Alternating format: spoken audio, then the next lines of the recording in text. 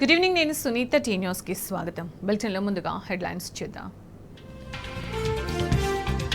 కేసీఆర్ పై రాజకీయ కక్షతో లక్షల మంది రైతులకు అన్యాయం. కన్నెపల్లి నుంచి నీళ్లు ఎత్తిపోయాలని కేటీఆర్ డిమాండ్.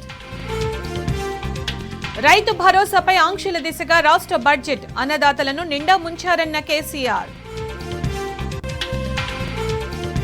నియామకాల ఊసు లేదు, నిరుద్యోగ భృతి జాడలేదు. ఉద్యోగుల డిఏలకు బడ్జెట్లో కేటాయింపు లేవన్న హరీష్ రావు. గత ప్రభుత్వంపై బురద చల్లడానికే భట్టి ప్రాధాన్యం. రాష్ట్ర బడ్జెట్ ఆశాజనకంగా లేదన్న బీఆర్ఎస్ నేతలు. కల్వకుర్తిలో పాడి రైతుల రాస్తారోకో. పాల బకాయిలు చెల్లించాలని డిమాండ్. కృష్ణా ప్రాజెక్టులకు కొనసాగుతున్న వరద. నిండుగా జూరాల, శ్రీశైలంలో పెరుగుతున్న నీటి మట్టం. 3 రోజుల పాటు రాష్ట్రంలో తేలికపాటి నుంచి మోస్తారు వానలు. అక్కడక్కడ భారీ వర్షాలు కురిసే అవకాశం. కాళేశ్వరం ప్రాజెక్టుల క్షేత్రస్థాయి పరిశీలనను బీఆర్ఎస్ బృందం మొదలుపెట్టింది. బీఆర్ఎస్ వర్కింగ్ ప్రెసిడెంట్ కేటీఆర్ నేతృత్వంలో ఎమ్మెల్యేలు, ఎమ్మెల్సీలు లోయర్ మానేరు డ్యాంను పరిశీలించారు. మేడిగడ్డ దగ్గర లక్షల క్యూసెక్ల నీళ్లు వృధాగా పోతున్నప్పటికీ ప్రభుత్వం పట్టించుకోవడం లేదని కేటీఆర్ మండిపడ్డారు. రాజకీయ కక్ష పెట్టుకుని రైతులను ఇబ్బంది పెడుతున్నారని అన్నారు. పంపింగ్ చేసే అవకాశం ఉన్నా ప్రాజెక్టులో నింపడం లేదని విమర్శించారు. కాళేశ్వరం ప్రాజెక్టులను సందర్శించి అసెంబ్లీలో ప్రభుత్వాన్ని నిలదీస్తామన్నారు కేటీఆర్. అటు ఎల్ఎండి పరిశీలన అనంతరం బీఆర్ఎస్ బృందం కరీంనగర్ మీదుగా రామగుండం చేరుకుంటుంది. రాత్రి అక్కడే బస చేసి రేపు ఉదయం కన్నెపల్లి పంప్ హౌస్ తో పాటు మేడిగడ్డ వద్ద గోదావరి వరద ప్రవాహాన్ని పరిశీలిస్తారు.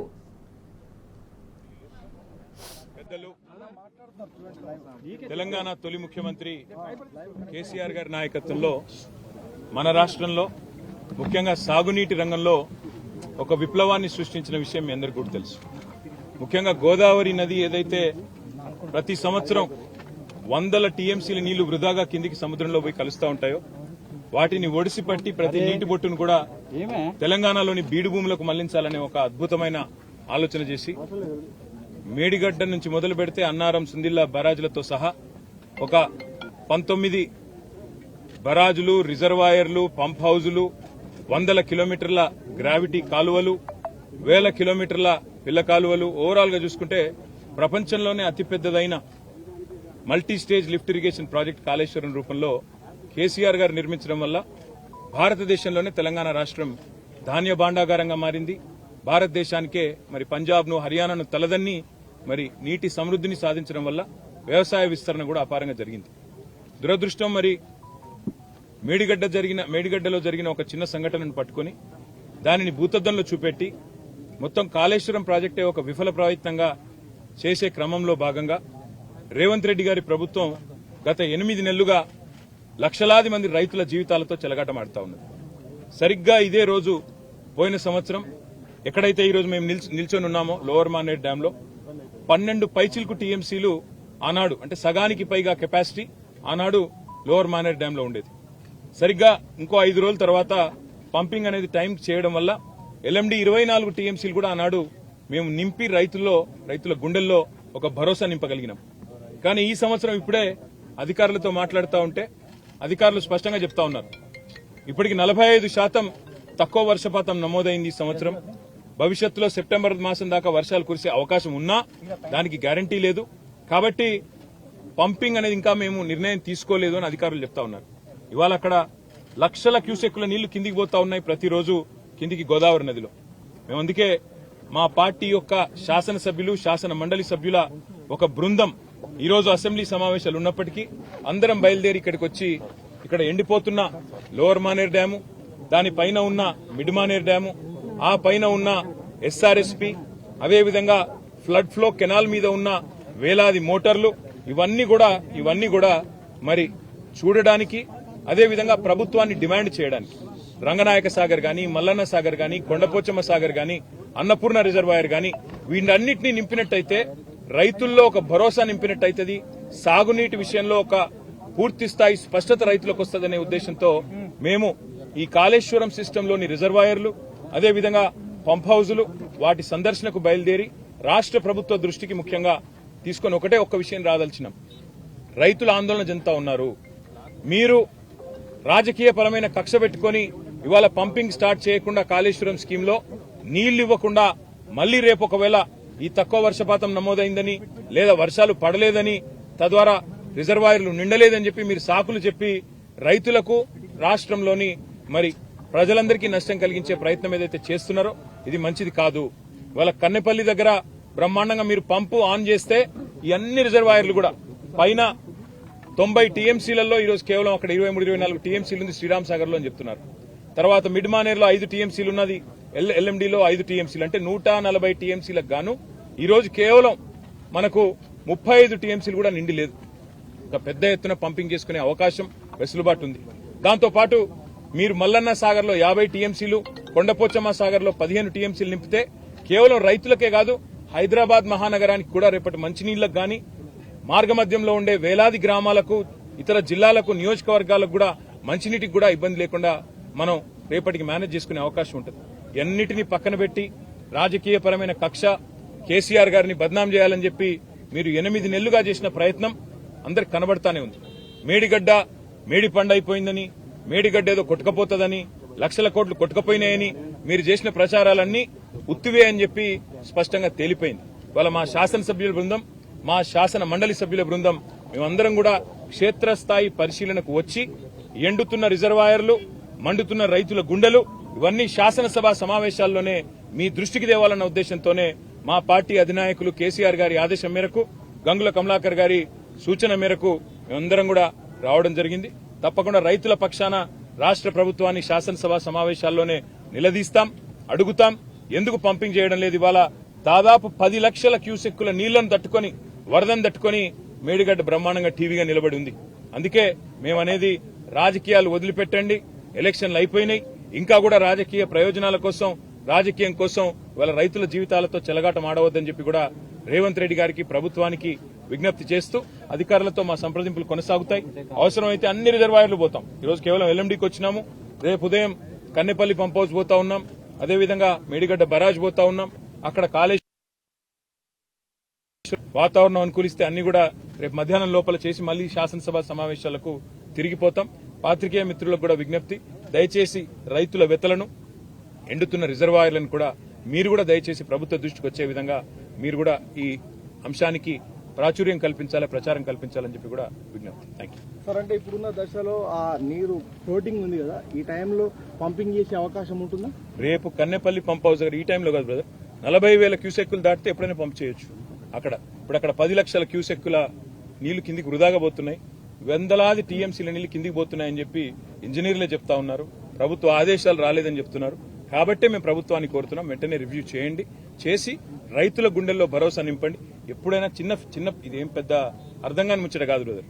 ఎప్పుడన్నా మన ఇంట్లల్లో నీళ్లు వస్తాయి, ప్రతిరోజు 1-2 గంటలో నీళ్లు వస్తాయి, ఇది మున్సిపల్ నీళ్లు. ఏం చేస్తాం మనం?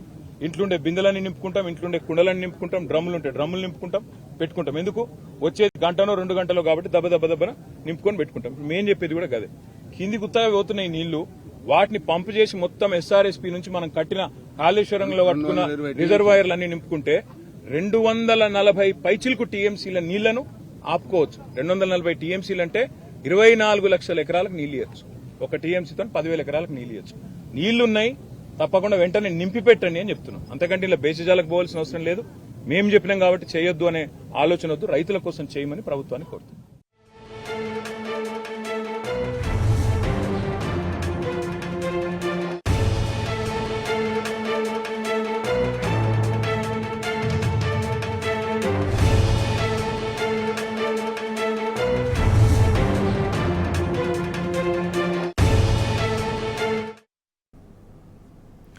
కాళేశ్వరం ప్రాజెక్టుల క్షేత్రస్థాయి పరిశీలనకు బీఆర్ఎస్ ప్రజా ప్రతినిధుల బృందం బయలుదేరింది. అసెంబ్లీలో బడ్జెట్ ప్రసంగం ముగియడంతో బీఆర్ఎస్ ఎమ్మెల్యేలు, ఎమ్మెల్సీలు కలిసి మేడిగడ్డకు బయలుదేరి వెళ్లారు. సాయంత్రం 5 గంటలకు ఎల్ఎండీని పరిశీలించి కరీంనగర్ మీదుగా రామగుండం చేరుకుంటారు. రాత్రి అక్కడే బస చేసి శుక్రవారం కన్నెపల్లి పంప్ హౌస్తో పాటు మేడిగడ్డ వద్ద గోదావరి వరద ప్రవాహాన్ని పరిశీలించనున్నారు.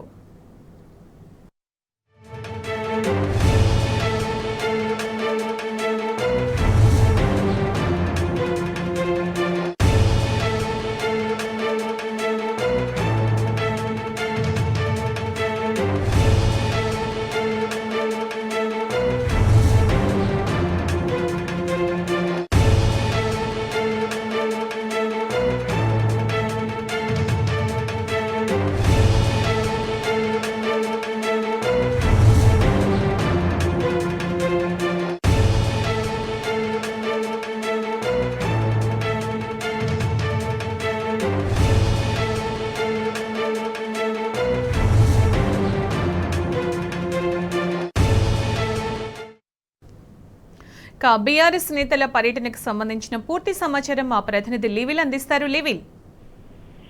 సునీత, కొద్దిసేపు క్రితమే కరీంనగర్లోని లోయర్ మానేర్ డ్యామ్ ను బీఆర్ఎస్ వర్కింగ్ ప్రెసిడెంట్ కేటీఆర్ ఆధ్వర్యంలోని బృందం పరిశీలించింది. పూర్తిగా అడ్డుగంటిపోయిన పరిస్థితి కనిపిస్తుంది. 5 టీఎంసీలు మాత్రమే అందులో నిధి నిల్వలు ఉన్నాయి. గతంలో ఈ గత సీజన్ లో ఇప్పటి వరకు దాదాపు 15 టీఎంసీల వరకు నిధి నిల్వలు ఉన్నాయని చెప్తున్నారు. అయితే ఈసారి ఖచ్చితంగా కాంగ్రెస్ ఏదైతే కాంగ్రెస్ ప్రభుత్వం కుట్రపూరితంలో భాగంగానే కుట్రపూరిత రాజకీయ కుట్రలో భాగంగానే వాళ్ళ రైతాంగాన్ని ఆగం చేస్తుంది.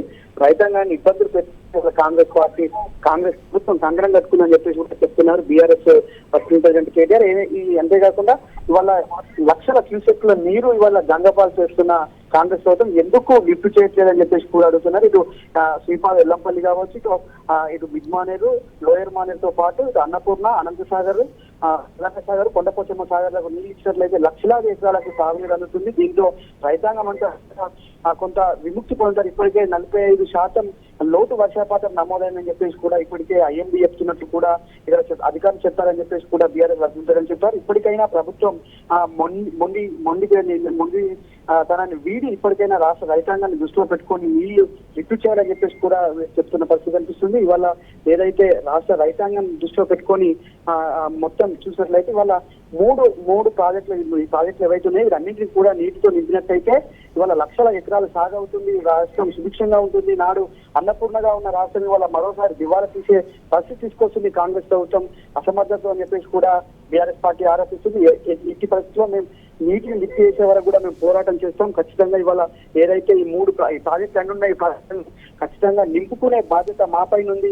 రైతాంగానికి అందించే బాధ్యత కూడా మాపై ఉంది. నాడు ముఖ్యమంత్రిగా కేసీఆర్ ఉన్నప్పుడు వర్షాలు ప్రారంభమైనప్పటి నుంచే సడ్డు 15,000 క్యూసెక్ల వరద ఉన్నప్పుడు కూడా నీటిని లిఫ్ట్ చేసుకోవచ్చు. కానీ వాళ్ళ పరిస్థితి లేదు. ఎందుకంటే ఇది ప్రభుత్వం మొద్దు నిద్ర వల్లనే ఇవాళ అలాంటి పరిస్థితి దాపురించిందని చెప్పేసి కూడా బీఆర్ఎస్ మండిపోతారు. ఇప్పటికైనా ఏదైతే రాష్ట్ర ప్రభుత్వం వారి ఏదైతే రైతులను ఆగం చేయకుండా రాజకీయ కుట్రలు పక్కన పెట్టి రైతాంగాన్ని మేలు చేసే విధంగా ఖచ్చితంగా చేయాల్సిన బాధ్యత ఉంది. ఇప్పటికైనా రైతాంగం అంతా కూడా ఎదురు చూస్తున్నారు ఎప్పుడు నీళ్ళు వస్తాయని చెప్పేసి. గతంలో ఈ పార్టీకి పంటలు వేసుకున్న పరిస్థితి కానీ వల్ల కాంగ్రెస్ అసమర్థ ప్రభుత్వం వల్ల ఇవాళ పంటలు వేసుకొని లేని స్థితిలో ఇవాళ రైతాంగం అంతా ఇబ్బందులు పడుతున్న పరిస్థితి కనిపిస్తుంది. ఇప్పటికైనా ప్రభుత్వాన్ని వెంటనే మేము డిమాండ్ చేస్తున్నాం. ఖచ్చితంగా నీటిని విడుదల చేయాలని చెప్పేసి కూడా బీఆర్ఎస్ ఎమ్మెల్యేల బృందం డిమాండ్ చేసింది. ఏదైతే ఇవాళ రాష్ట్ర రైతాంగాన్ని దృష్టిలో పెట్టుకునే నాడు కాళేశ్వరం ప్రాజెక్టును పూర్తి చేసి ఒక తాగునీరు అందించడంతో నాటి ముఖ్యమంత్రి కేసీఆర్ దక్కుతూ ఇవాళ ఫలితాలను రైతాంగం అందుకుంటే ఇవాళ కావాలని కంకణం కట్టుకొని కాంగ్రెస్ ప్రభుత్వం ఇవాళ బదనాం చేసేందుకే ఇవాళ నీటిని లిఫ్ట్ చేయట్లేదని చెప్పేసి కూడా బీఆర్ఎస్ పార్టీ ఆరోపిస్తుంది. ఏదేమైనప్పటికీ ఇవాళ రాష్ట్ర రైతాంగం మేలు చేసుకునే విధంగా ఇవాళ ప్రాజెక్టు రూపకల్పన చేశాం. ఆ మేలు చేసే భాగంగా ఇవాళ నీటిని లిఫ్ట్ చేసి రైతాంగాన్ని ఒక ఖచ్చితంగా ఆదుకోవాల్సిన పరిస్థితి ఉంది. ఇవాళ 45% లోటు వర్షపాతం ఉంది. అయినప్పటికీ కూడా ఇవాళ కనికరించట్లేదు కాంగ్రెస్ ప్రభుత్వం. అంటే ఖచ్చితంగా ఇది రాజకీయ కుట్రలో భాగమైన స్పష్టంగా అర్థమవుతుంది. రాజకీయాలు పక్కన పెట్టి రైతాంగానికి మేలు చేసే విధంగా అయినా ఇప్పటికైనా చేయాలని చెప్పేసి బీఆర్ఎస్ వర్తించాలని డిమాండ్ చేశారు. ఒకవేళ కాంగ్రెస్ ప్రభుత్వం దిగిరాకపోతే ఖచ్చితంగా లక్షలాది మంది రైతులతో మేమే లిఫ్ట్ లాంచ్ చేసి ప్రాజెక్టు నింపుకుంటామని చెప్పేసి కూడా బీఆర్ఎస్ ఎమ్మెల్సీల బృందం చెప్పింది. ఇప్పటికైనా కాంగ్రెస్ ప్రభుత్వం తన వైఖరి వీడి రాజకీయ కుట్రలు పక్కన పెట్టి ఏదైతే బీఆర్ఎస్ నాటి అధినేత నాటి ముఖ్యమంత్రి కేసీఆర్ కట్టిన ప్రాజెక్టులను పక్కన పెట్టాలి, వీటిని పనికిరావని చెప్పడం కోసం ఇవన్నీ చేస్తున్న కుట్రలో భాగమని మరోసారి స్పష్టమైంది. కాబట్టి ఖచ్చితంగా ఇవన్నీ ప్రాజెక్టులను నీటితో నింపి రైతాంగానికి మేలు చేకూర్చే విధంగా ఇవాళ ప్రభుత్వం పోటీ పడాలని కానీ ఈ రాజకీయ కుట్రలతో పోటీ పడకూడదని చెప్పేసి కూడా బీఆర్ఎస్ చెప్పారు. ఇప్పటికైనా కాంగ్రెస్ ప్రభుత్వం ఏదైతే ఇటు మేడిగడ్డ దగ్గర 1,70,000 పరిస్థితి క్యూసెక్ల నీరు వృధాగబోతుందని లిఫ్ట్ చేయాలి వెంటనే అని చెప్పేసి కూడా బీఆర్ఎస్ ఎమ్మెల్యే బృందం చెప్పింది. రేపు ఉదయం కన్నెపల్లితో పాటు మేడిగడ్డ సందర్శించనుంది సునీత. Right, thank you.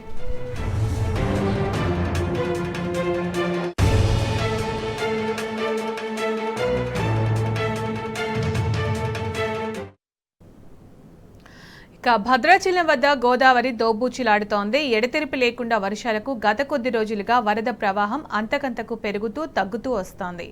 దీంతో గోదావరి పరివాహక లోతట్టు ప్రాంత ప్రజలు ఆందోళన చెందుతున్నారు.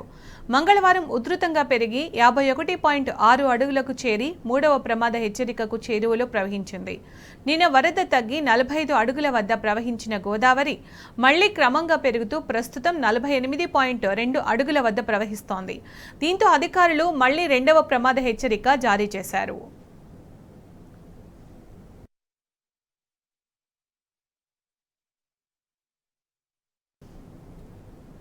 మంచిర్యాల జిల్లా పాఠశాలలో కనీస వసతులు కరువయ్యాయి. వారం రోజులుగా కురుస్తున్న వర్షాలకు నెన్నెల మండలం కుష్నపల్లి గ్రామం జిల్లా పరిషత్ హైస్కూల్ విద్యార్థులు నానా ఇబ్బందులు పడుతున్నారు. క్లాస్ రూమ్ల పైకప్పు బాగాలేకపోవడంతో విద్యార్థులు తడుస్తున్నారు. దీంతో గొడుగులు పట్టుకుని టీచర్లు చెప్పే పాఠాలు వింటున్నారు. అటు పైకప్పు ఎప్పుడు కూలుతుందోనని భయంగా గడుపుతున్నారు. గతంలో ఇదే స్కూల్లో ఓ విద్యార్థి విద్యుత్ షాక్ గురై 2 చేతులు కోల్పోయాడు. మా స్కూల్ పేరు జెడ్పీఎస్ఎస్ కృష్ణపల్లి. ఈ క్లాస్ రూమ్లో మొత్తం వర్షం ప్రాబ్లం వల్ల వాటర్ పైనుంచి కురుస్తున్నాయి. కురవడం వల్ల మా బుక్స్ మొత్తం నారినాయి.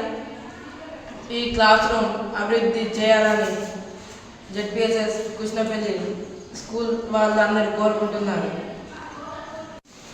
నా పేరు సంజయ్. నేను 8th క్లాస్ చదువుతున్నాను.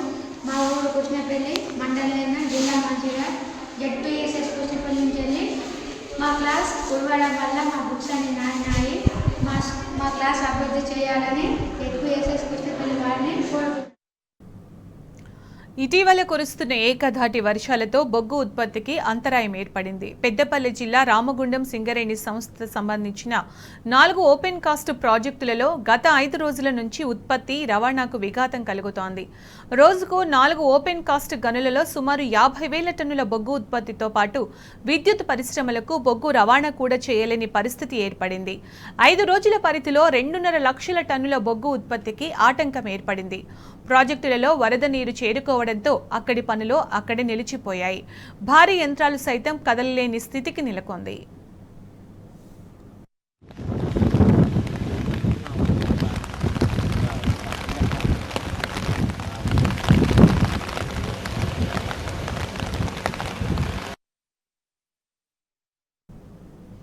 నిర్మల్ జిల్లా బాసర మండల కేంద్రంలో గత వారం రోజులుగా కురుస్తున్న భారీ వర్షాలకు పలు ప్రాంతాలు జలమయమయ్యాయి.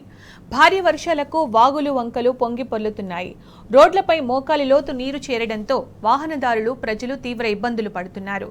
ప్రజలు అత్యవసరమైతే తప్ప బయటకు రావొద్దని అధికారులు హెచ్చరిక జారీ చేశారు.